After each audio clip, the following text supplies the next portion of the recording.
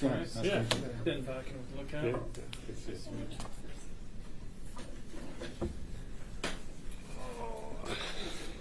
Yeah. I'm gonna stick this here because there's two of you, so you don't have to wear it. Perfect.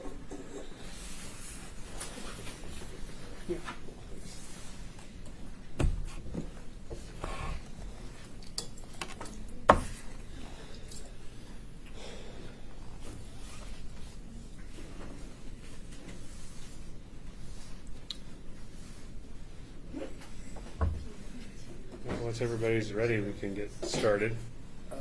Yeah, photos too. Everybody good? Almost. Okay. Welcome. I'm Mike Caven, Caven, Fire Chief, Eugene Springfield Fire. And your Chief of Police, Chris Skinner. Appreciate everybody's coordination. I knew when we released a report that there'd be plenty of interest, and in the interest of not repeating a bunch of things in different ways or trying to coordinate schedules, we want to just kind of get it out of the way. So we set aside some time today to just talk a little bit about the report and then answer questions that may be out there. So we all know we're here because in early April of 2025, the city was notified that the Whitebird Clinic wasn't going to be able to keep the CAHOOTS program going forward. And in the time period that followed, we've been evaluating our work on the street, both from the fire department's perspective, the police department's perspective, on and then measuring that against what existed prior to the program as far as demand for service, and then what we had experienced out on the street following that program halting services. And it's one of the bigger things, and we talked about it during the budget committee process back in May, was on that first month we didn't see a lot. We didn't experience a surge in call volume, in particular in the fire department, and that has maintained throughout the last 6 months that really not a lot had changed for us. In fact, our call volume was down. Our call volume was down around certain call types, in particular the acute mental health crisis or suicidal ideation. We had seen less in 2025. And there are various indicators of why that might be the case. But my team spent time working with the police department and their data analytics group, getting input from patrol officers and in the field there. And we were able to put together a report that basically covers what we know, right? And the one thing that's changed from, say, the inception of the CAHOOTS program over 3 decades ago is the ecosystem itself. The amount of service providers that exist in Lane County, in particular within Eugene, for various mental health, social services program is different. We now, obviously, we have the county operating mobile crisis response as well, and we have our own community kind of paramedicine alternative response programs that are growing from grant-funded initiatives to how we envision those in the future. So the task was to figure out with these other things that are in the space, where's the gap still? And the gap that remains has a lot to do with kind of the non-acute mental health crisis, the check welfare, subjects down type calls, and then this other suite of just more lifestyle or social service type issues that are existing in the community. And then a big one that we wanted to figure out was youth and their needs for crisis response, because that's something that the county doesn't handle. We have a fantastic nonprofit here in Lane County, the Riverbend Youth Services, that maintains 24-hour access. They just don't do the mobile component of that. And so we look at these gaps around subject down, kind of unknown, non-violent, non-persistent acute mental health crises. What's the right resource to send to that? And what we're seeing develop as we do, and really as law enforcement has done a lot in downtown, is that having a peer navigator, people who are trained to address these calls that are not threatening, not crimes. They get folks in front of the people experiencing issues, whether they're directly related to homelessness or chronic mental health issues, and help navigate them to the appropriate services. Like I mentioned earlier, there's a tremendous amount of kind of individual nonprofits or other service providers that exist. What we don't have a good way is connecting people to those and also doing the follow-up care. That's the unique component that the MCS program, the state requires follow-up within 24 or 72 hours. Of that, the community paramedic program, as we work on that, that is about complex case management, and the programs, whether it's the FIT team downtown, and I'll let Chief Skinner speak to that, and the peer navigation program they're looking at, all have a component of follow-up and connection with the goal of kind of ending the persistent component of these needs, is getting people the resources that they need, getting the follow-up, and ideally, and I think as we were talking about it earlier, one of those services that you kind of want to put yourself out of business if you're doing it right is you provide services, you make connections where people don't need to call 911 or aren't in a position where somebody else needs to call 911 to address their issues. Because again, the fire department's not seeing an overall call volume spike. The acute cases haven't spiked at all. In fact, they've remained down. And the other calls for service that we've seen are more public assist types.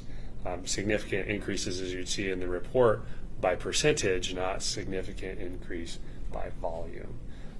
And the police have seen similar, and you'll notice in the report where it talks about as check welfare calls, public assist calls, transporting people to whether it's behavioral services, whether it's the detox center, things that they haven't traditionally had to do, and that does take officers away from the overall core of services. So through that evaluation that we made the recommendations to expand a peer navigator type social service response program, and stepping back into that space in the core areas where there's high volume utilization. That's 6th, 7th Street, downtown, and then out Highway 99.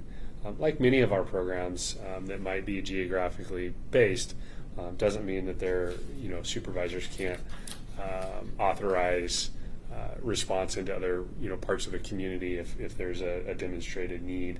But what we want to be is really thoughtful as how we step back into this.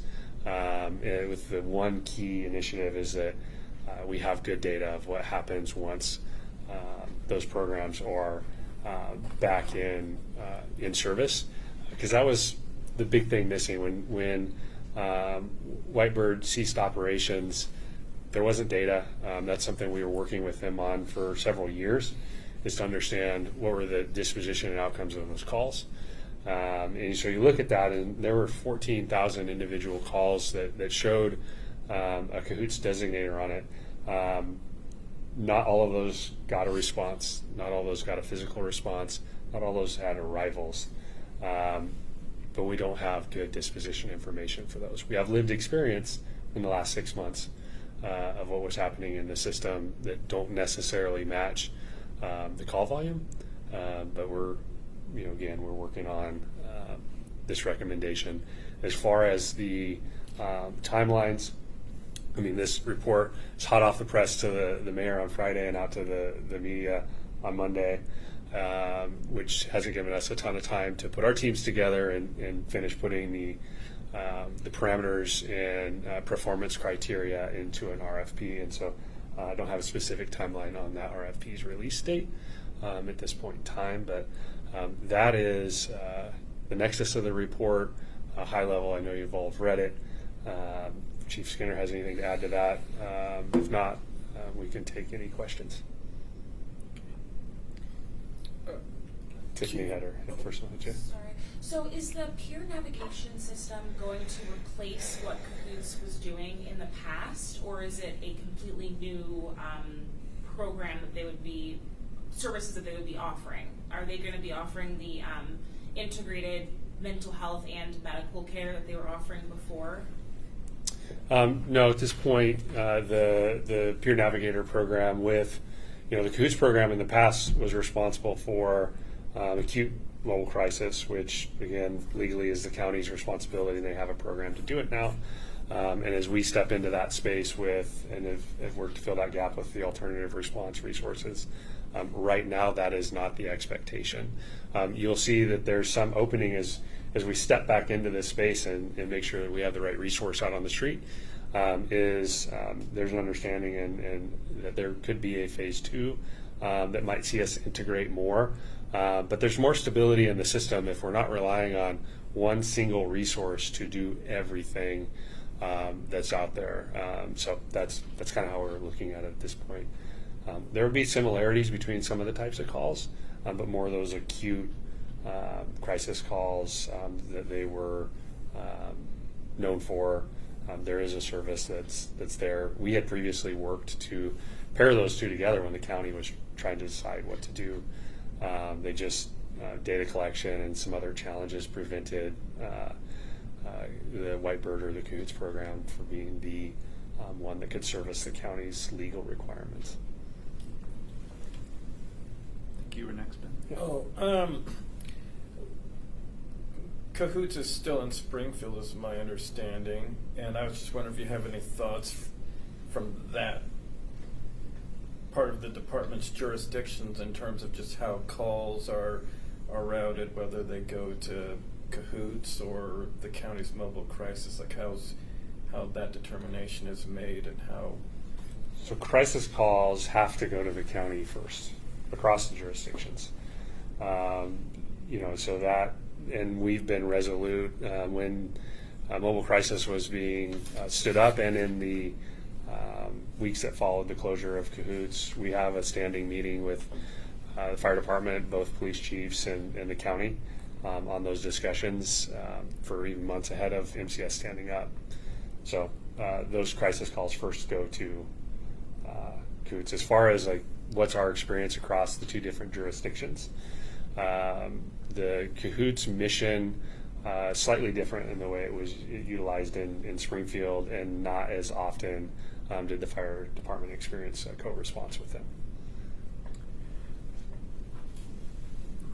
Can you describe sort of the who has to approve this RFP? You all are talking about putting it out. Does it have to go through Eugene Springfield Fire and the police department? Does it then have to go through City Council? What does that look like? So the fire department and the police department will work closely on forming that up, the performance measures, oversight, and all that. But one of us will be putting that RFP out within the city of Eugene. Public contracting for these types of resources happen. Development at the department level that will oversee it, but final contract approval goes through the city manager's office by charter. I see. In the report, you talked about kind of the long-term funding sources for this service, and you mentioned Medicaid, but it was my understanding that the Medicaid billable calls are going to Lane County Service. So if that's accurate, how would this program earn Medicaid funds or whatever funds you suggested? Yeah, so in the report, it talked about the suite of services that will be out there and the different funding mechanism. Not specifically is Medicare going to be able to fund, or Medicaid going to be able to fund wholly peer navigation. Really depends on what happens in that phase 2 and the type of work that we have them do. Medicaid will continue to evolve as our healthcare system fractures. We saw just last year the street getting a billable code designator within the Medicaid ecosystem, meaning depending on how community paramedicine or alternative response goes for healthcare issues, we will be able to fund those long term. Because as you might recall on reading the report, the alternative response unit that's pivoting to community paramedicine is grant funded as well. And so it wasn't just this one component of it that we're listing potential funding resources. For Chief Skinner, how has police response been impacted by the absence of CAHOOTS over the past 7 months? Yeah, it's a great question.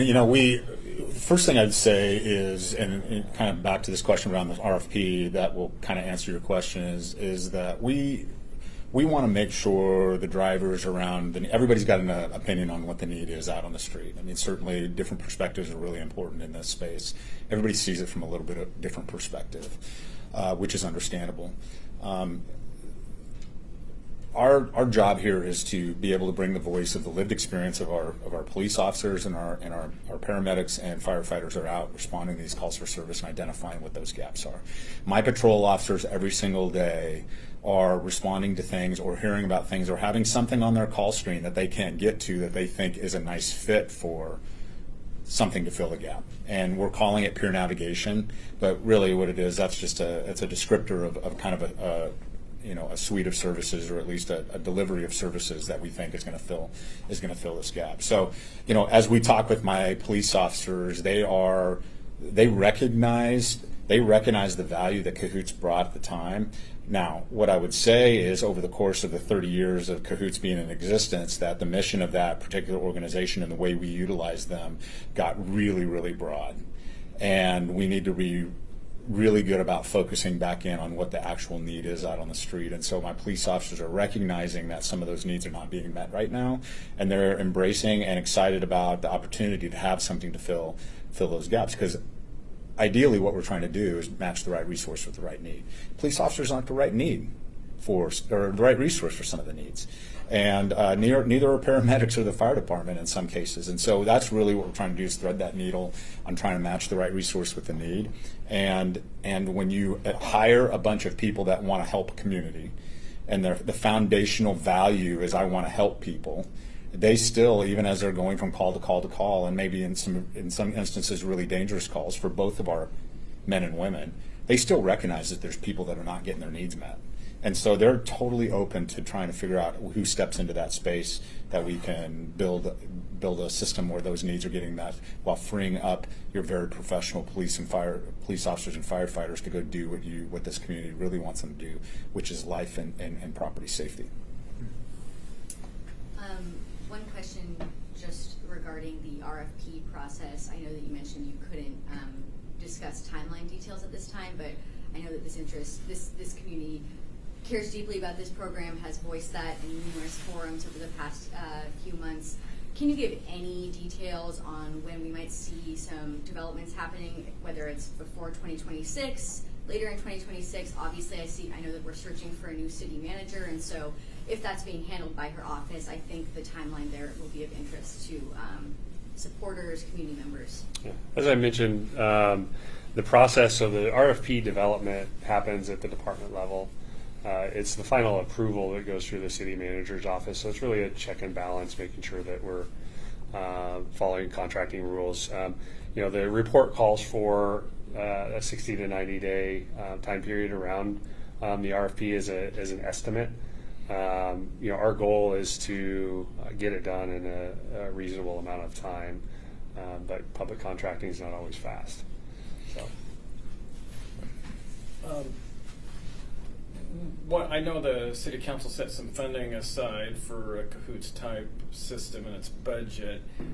Is the RFP for that amount, or what dollar amount are you looking at? Yeah. So our initial recommendation is to leverage that $500,000 investment that came into the fire department's budget as a gap funding, and see where things go from there, depending on what we learn in the RFP process, and what the long-term need will be, can inform what we go back to council with, but we have money to start.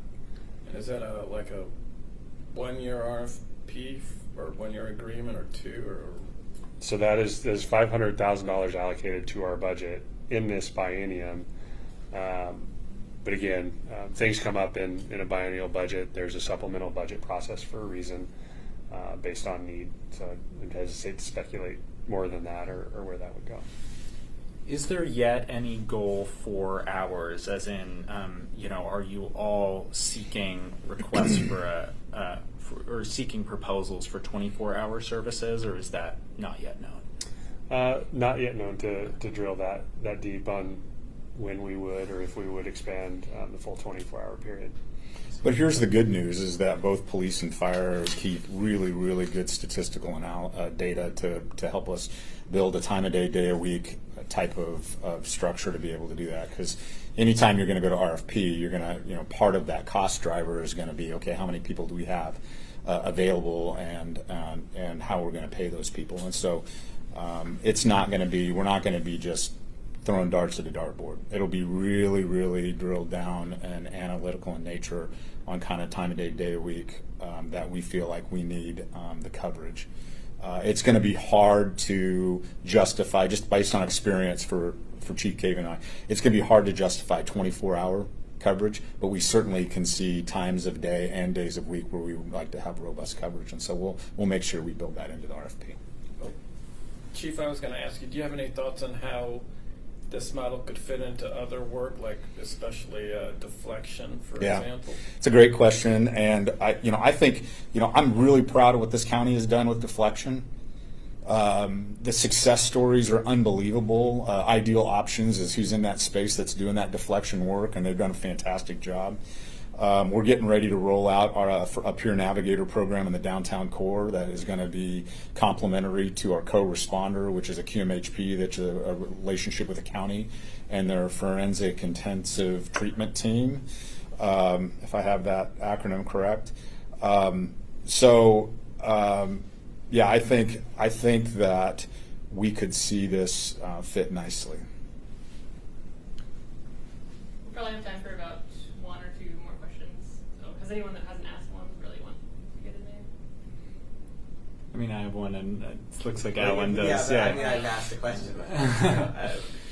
I guess, can I ask, in the report, peer navigation was a phrase used both to describe the work this partner identified through the RFP would provide and that the police department would expand to provide. So is it possible to clarify the difference between those two types of peer navigation and what was meant there? Yeah, as Chief Skinner just mentioned, the expansion they're working on downtown, the term will really be defined by the performance criteria in the RFP. Does it stay peer navigation in its expanded deployment within the city? Maybe, maybe not, but it fits some of the goals that they're working on downtown, and therefore, the whole idea behind what that work group would be doing is helping navigate that space. Ideally, a team of folks with that that peer lived experience to meet that definition is that goal. But they could be two very different RFPs around performance criteria, service level, and area of operation. Our downtown proposal for peer navigation is very prescriptive.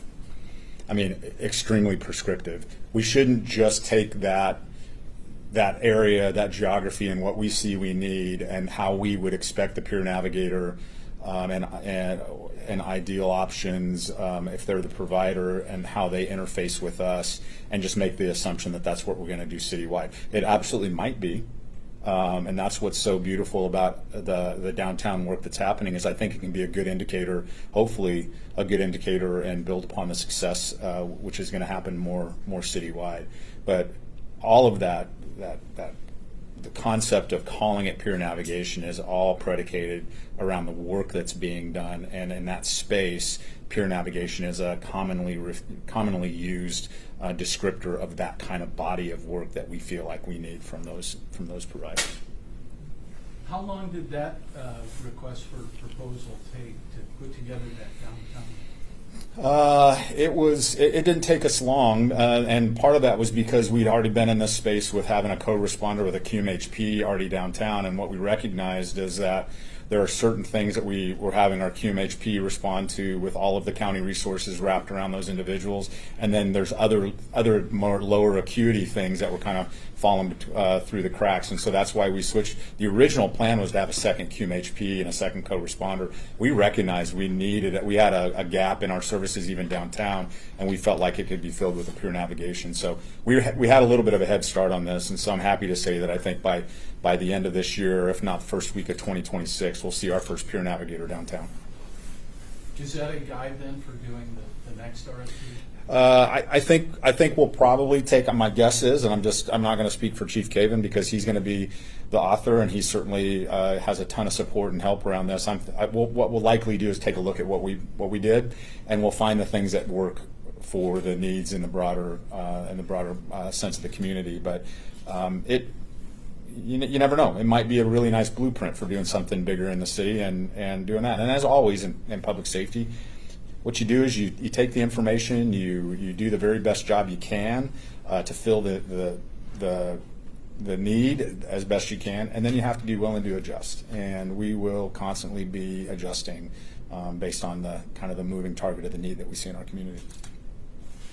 I just want to thank Chief Caven and Chief Skinner for being here, and thank you all for making the time in your day to come talk more about this topic. If you have any additional questions, you know where to find me, and we can go from there. So thanks again for your time. Thanks, guys. Thank you. Yep. Thank you both. Where'd it go? And because we're on the second floor, I do need to escort you to the stairway or elevator so we can, go a little group.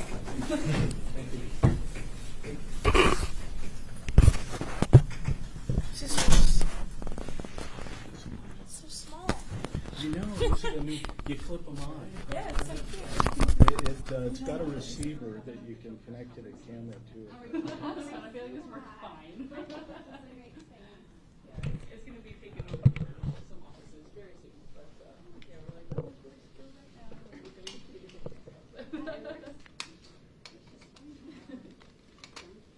if you want, we can do this group first and then go back to the